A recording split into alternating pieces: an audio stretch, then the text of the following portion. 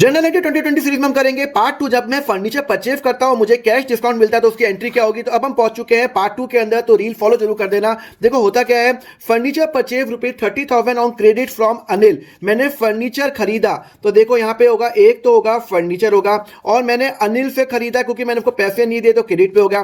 तो फर्नीचर क्या है, मेरा एसेट है। जब जब मेरा एसेट बढ़ेगा तो वो क्या हो जाएगा, डेबिट। तो यहाँ पे हो जाएगा फर्नीचर मेरा डेबिट हो जाएगा। अब अनिल क्या है, मुझे उसको पे करना है तो वो मेरी क्या बन गई, लाइबिलिटी। और लाइबिलिटी बढ़ रही है तो वो क्या हो जाएगा, मेरा क्रेडिट। और मुझे अनिल को पे करना है 30,000 रुपीज एंड 30,000 रुपीज। समझ में आया। अब यहां पे क्या हो गया, मैंने अनिल को कैश पे कर दिया और मुझे 2,000 पे डिस्काउंट मिला। देखो यहां पे मुझे अनिल को कितना पे करना था, 30,000। मैंने उसको कैश पे किया तो मेरा कैश कितने पे गया, 28,000 पे। तो कैश क्या है, मेरा एसेट है। मेरा एसेट मेरा कम हो रहा है तो वो हो जाएगा क्रेडिट। अच्छा एक बात बताओ, मुझे डिस्काउंट मिला, मुझे डिस्काउंट मिला।